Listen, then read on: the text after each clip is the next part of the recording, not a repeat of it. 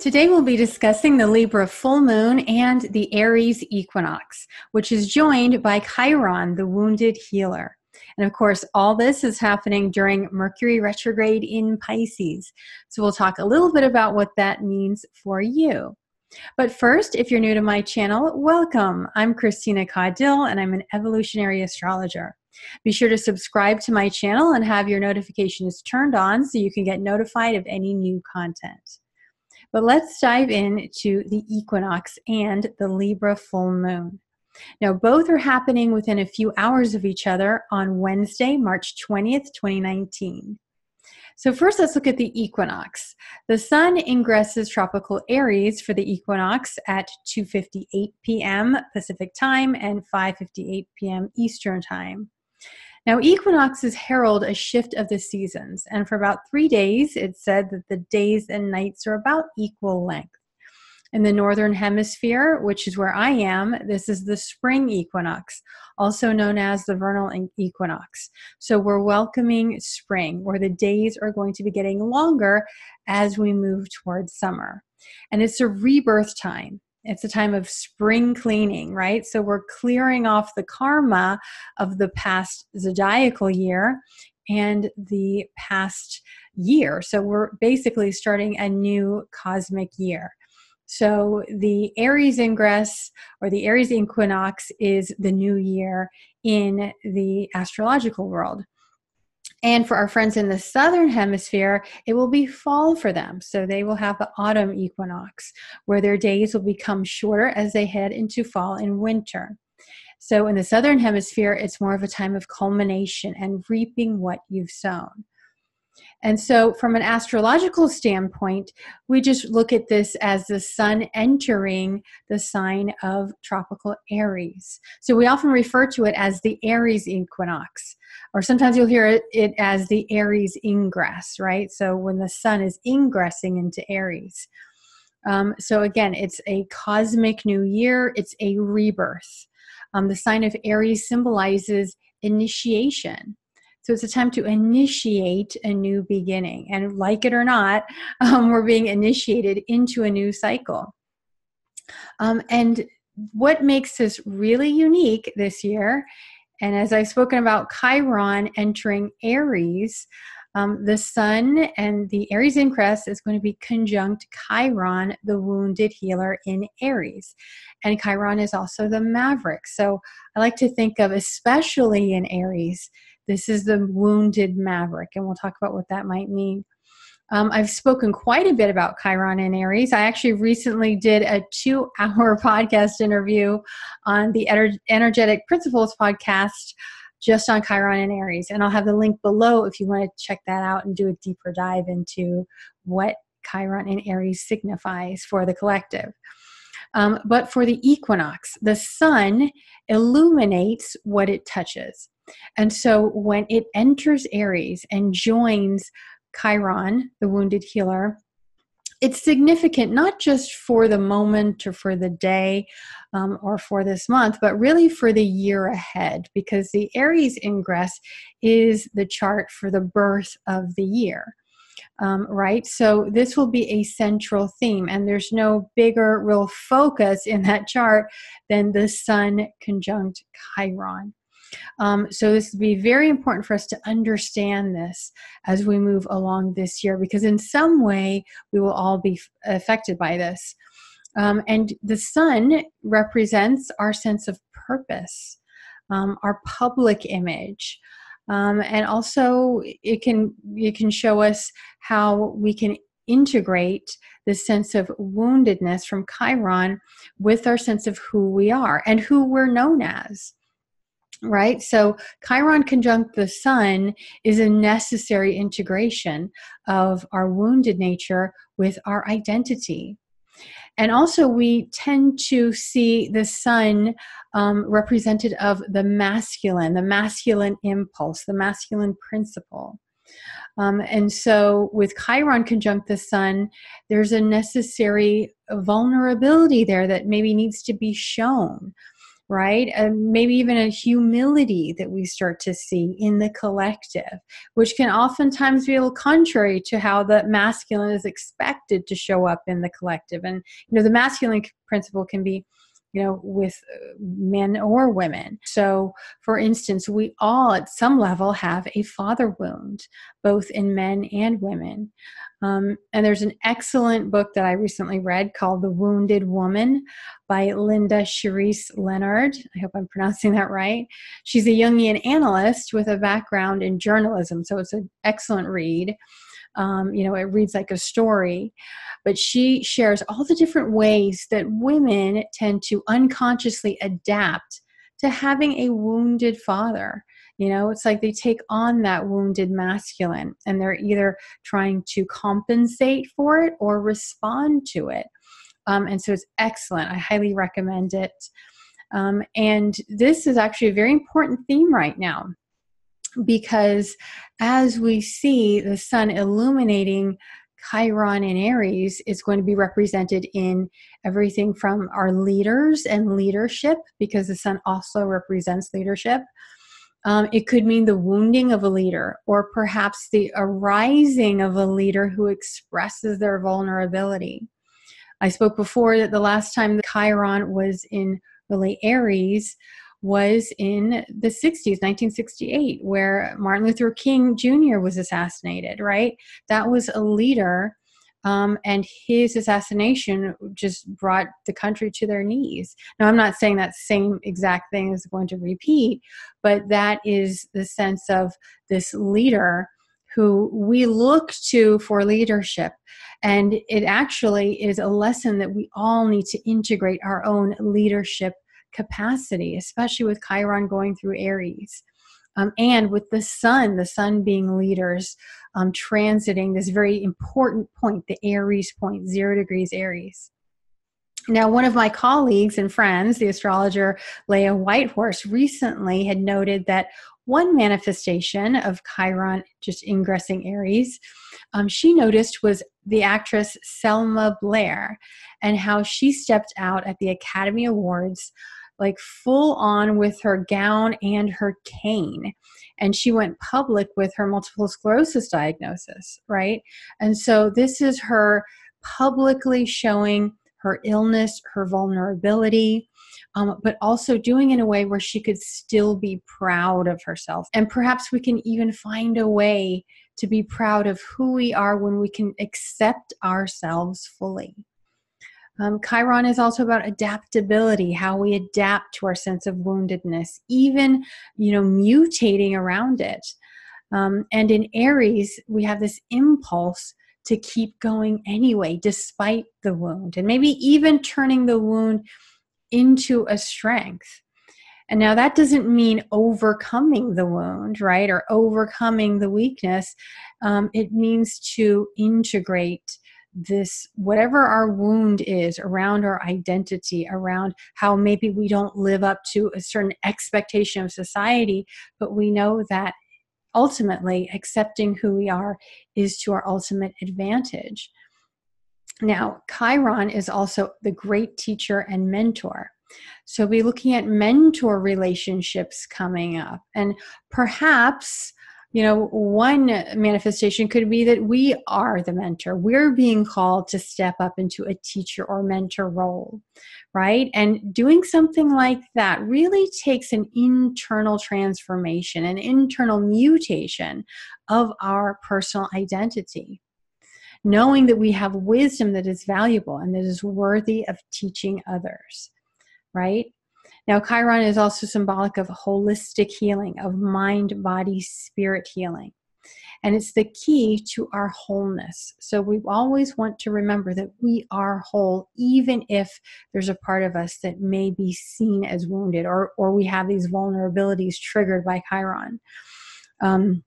So again, it's very important to be looking at these symbols and look at where 0 Aries is in your chart right now, because that's going to be very much lit up. And actually, 0 degrees of all the cardinal signs right now is going to be very significant, especially because we have the Libra full moon, which is exactly opposite the Aries ingress, right? So it's going to be at 0 degrees Libra.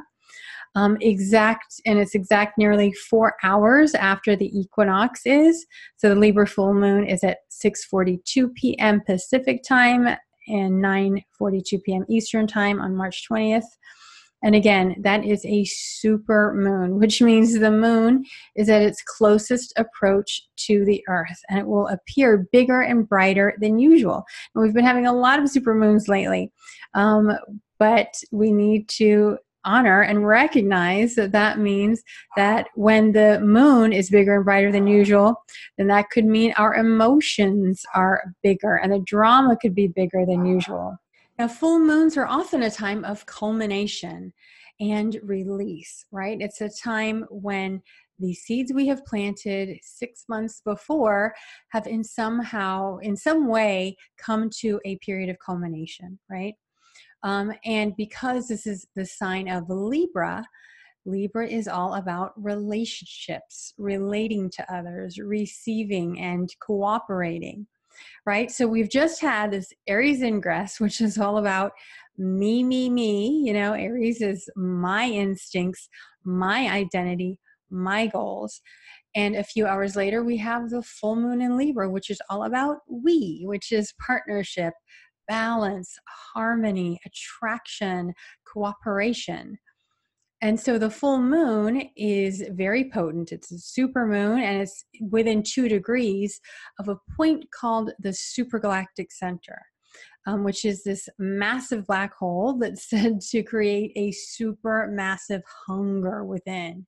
So we may hunger for what we want, hunger for relationships and acceptance, hunger to be understood. So this can really amp up the need for what we desire.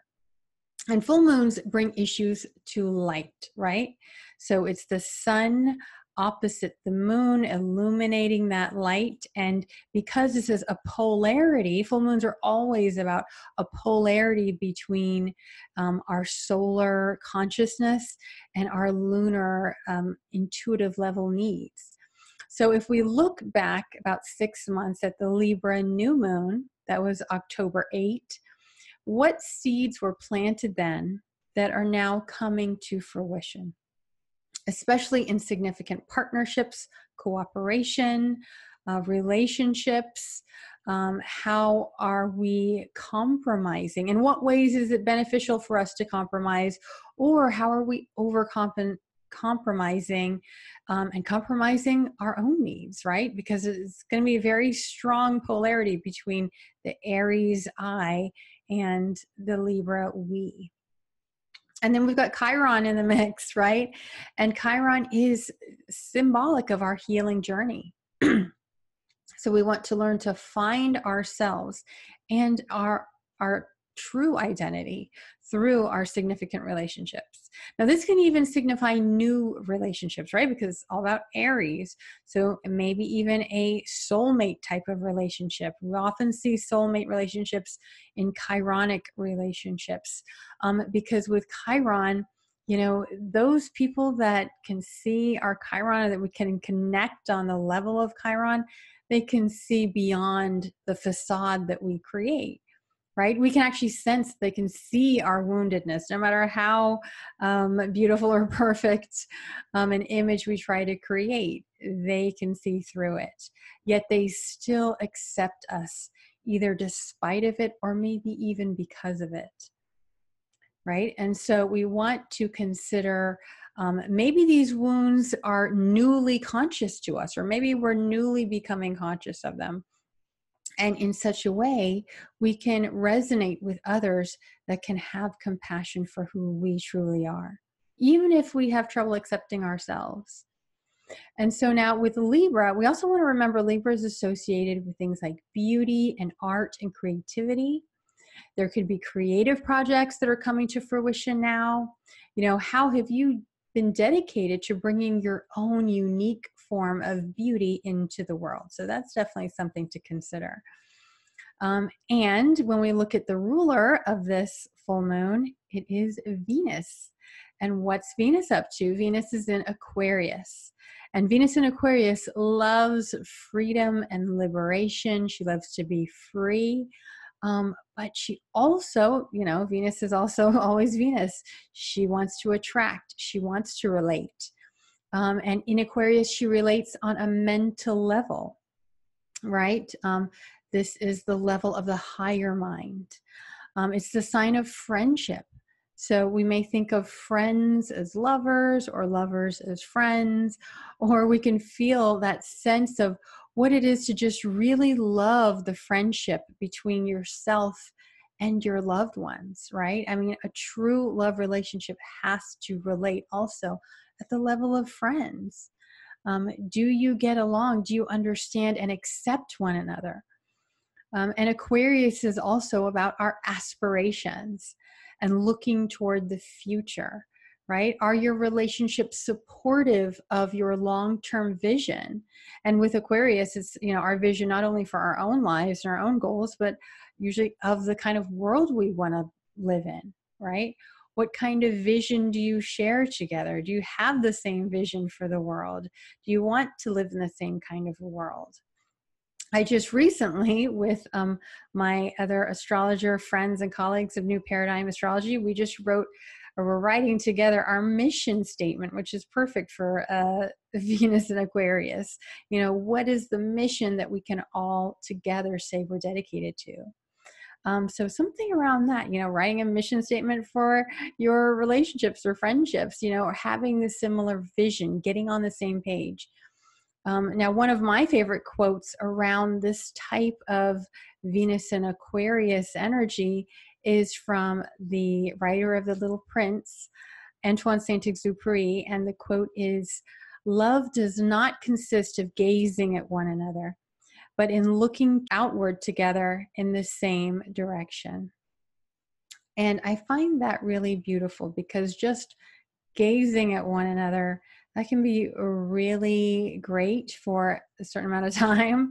But if you are truly life partners, you're going to be wanting to be side by side, looking outward to the horizon together, supporting one another's dreams and life purpose. And so the other thing at the full moon, which is very interesting to note, is Venus is going to be joined by her gal pal, Black Moon Lilith, in Aquarius, and that she's very much standing in her power. Black Moon Lilith, especially in Aquarius, she's standing for freedom. She's not allowing anyone to oppress or suppress her authenticity or what she believes in. So there's this rebellious quality to Venus when she's paired with Black Moon Lilith. Or maybe we'll even be drawn to partners who can help inspire us to be our authentic selves and to fight for what we believe and stand up for who we are. Now, the other interesting aspect is Venus at the full moon will be tightly square to Mars in Taurus. Now, Mars in Taurus is the masculine principle. It's our instinct and our drive, and it's the sign, and in the sign of Taurus, Mars can be very stubborn. He's not easily swayed from his position, right? And so as both Mars and Venus, the masculine and the feminine, the receptive and the instinctive, they are in fixed signs. And this could really suggest some conflict between the masculine and the feminine, and the need for freedom and liberation of Aquarius coming up against the limitation and the stubbornness of Taurus, right? So it could be ideological differences. Venus in Aquarius is fixed in her beliefs, right? She knows what she believes to be true about the world, and she's ready to stand up for it. And Mars in Taurus may just dig in his heels. Taurus is about survival. It's our finances, it's our budget, it's also our biological survival. And if Mars is feeling like the survival issues mean we need to be limited and focused on practical matters, that might not sit too well with Venus, who has higher aspirations she wants to follow. So we may just have to agree to disagree on some certain things when neither party is willing to budge. But squares can also be very creative. So sometimes it's good to wrestle with one another, to struggle a little bit with one another, because that helps you to understand one another even more and what's important to you as individuals, and try to understand what is ultimately important to the relationship. Where is the soul in the relationship, right? And honoring that space of soul, even beyond the ideology that you hold so dear. Now, all this is happening during Mercury retrograde in Pisces. So now if you haven't watched my Mercury retrograde video, I suggest you do if you want to get more of this scoop on this transit. But essentially, things can be very confused right now, especially around communication. It can be harder to get your point across, or even to be understood in the way that you intend. Things may disappear during Mercury retrograde, especially in Pisces, right? Pisces is the disappearing act. It could be that we're wanting to get clarity around an issue, and maybe the other party isn't returning our emails or texts, or maybe they just go missing. And that can totally happen during Mercury retrograde. Emails and messages just get lost in the vortex. They just don't get delivered until weeks later, or maybe even years later. So just understanding that this can throw an extra little curveball into communication. Now, Mercury will also be within 2 degrees of a conjunction with Neptune, right? Neptune, the ruler of Pisces, the god of the ocean. We can feel as if we're swimming in an ocean of confusion at times, or that may just be calling us to follow our intuition. We can feel like we're in a waking dream, or we could actually have dreams that provide us with really important information and insights that we'll want to pay attention to, because the dreams are our subconscious speaking to us, trying to warn us of things, trying to bring something to our conscious attention. And so one of the beautiful aspects of Mercury in Pisces is we always have access to compassion and empathy. So if we choose to align with compassion, we can find our way back to peace. And this can potentially be a time to even make peace with another, even if you don't agree, or even if you've been hurt, right? The word compassion means to suffer with. And when we can be with another person in their suffering, and together, both of us in our suffering, then that is when the light of compassion can actually do its healing work. And so one more thing is we also have Jupiter in the mix with this. A full moon. Jupiter is the element of expansiveness. It brings hope and luck and generosity. And he is sextiling Venus. Jupiter is the greater benefic, Venus is the lesser benefic, but together these two can really boost the warm feelings, the sense of hope, the pursuit of pleasure, and even our personal charm and attractiveness. So no matter what the crisis or strife, there is a silver lining of hope if we set our sights on the future and keep the faith that possibilities are to come. So be sure to check your natal chart for 0 degrees of Libra and Aries and find out what house all of this is taking place in. And this is where you'll have a sense of illumination and culmination and what needs your attention right now. And so if you've enjoyed this content, be sure to sign up for my newsletter at my website, radiantastrology.com. I'll have the link below. You can also book an astrology session with me. I have availability in April. There's usually about a 2-week wait for a session right now. But if you want more insight on your cosmic destiny and guidance along your path of personal growth, go ahead and book a session at radiantastrology.com. And I am wishing you a very radiant full moon and equinox. And I look forward to seeing you next time. Bye-bye.